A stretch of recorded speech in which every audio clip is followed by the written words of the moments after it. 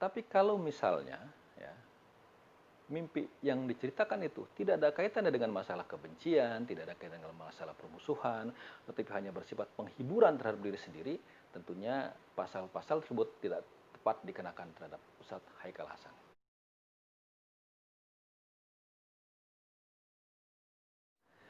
Assalamualaikum warahmatullahi wabarakatuh.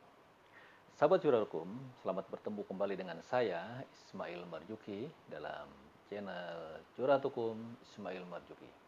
Nah, ada yang menarik beberapa hari belakangan ini, dan salah satunya adalah peristiwa hukum, yaitu dilaporkannya Ustadz Haikal Hasan oleh Forum Pejuang Islam karena telah menceritakan mimpinya ketika sedang suasana atau acara pemakaman anggota FPI yang tertembak beberapa waktu lalu.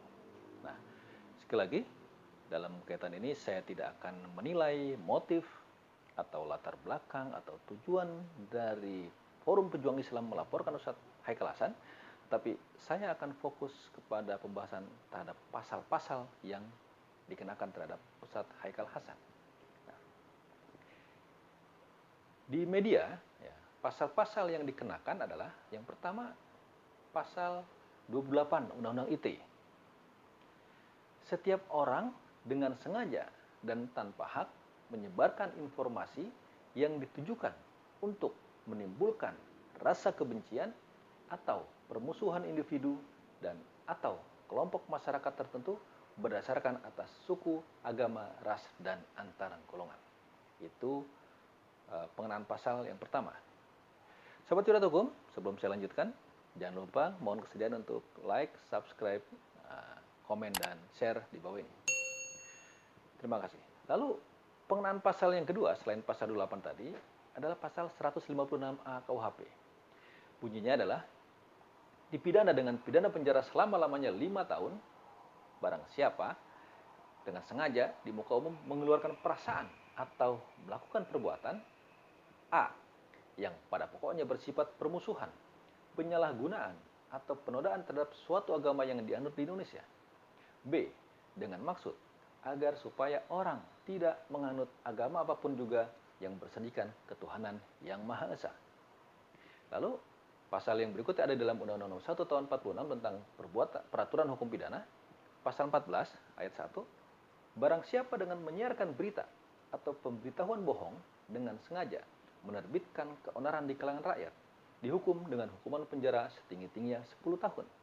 Ayat 2-nya, barang siapa menyiarkan suatu berita atau mengeluarkan pemberitahuan yang dapat menerbitkan keonaran di kalangan rakyat, sedangkan ia patut dapat menyangka bahwa berita atau pemberitahuan itu adalah bohong, dihukum dengan penjara setinggi-tingginya 3 tahun.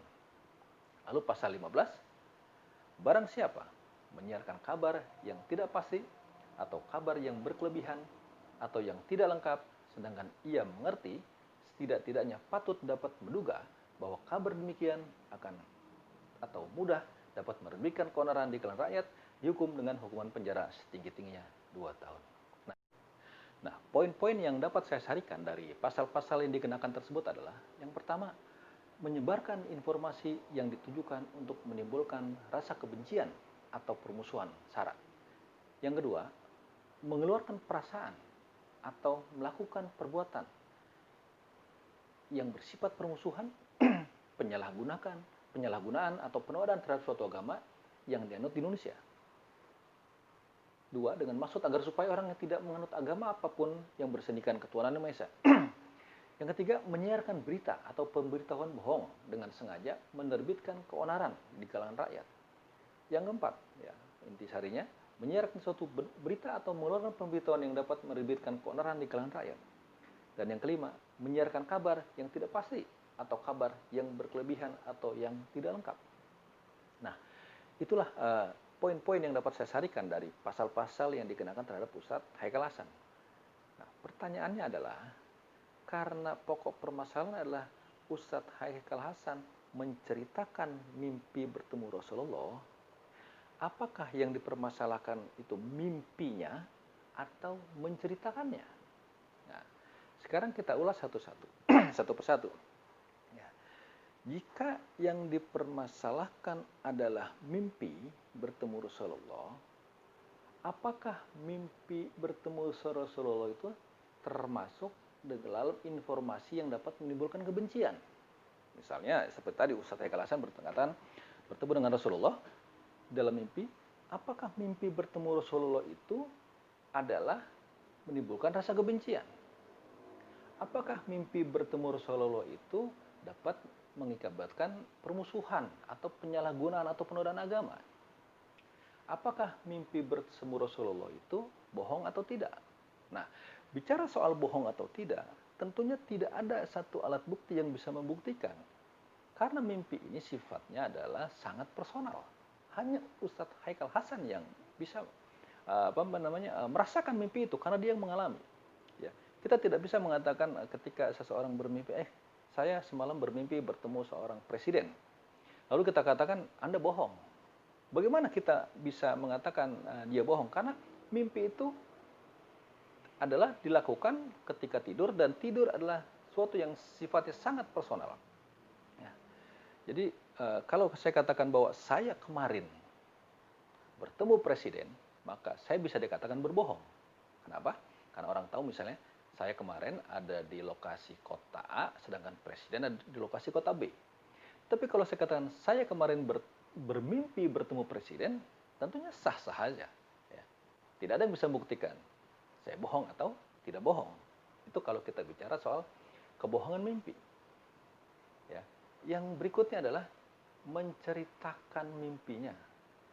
Saya bicara dalam konteks hukum pidana, tidak bicara dalam konteks hukum syariat Islam. Apa hukumnya secara Islam menceritakan mimpi bertemu Rasulullah? Tentunya itu di luar kompetensi saya. Tapi yang saya akan bahas adalah menceritakan mimpi, apakah itu suatu perbuatan pidana? Sejauh ini, saya tidak pernah melihat ada satu aturan atau pasal pidana yang melarang orang untuk menceritakan mimpinya. Ya.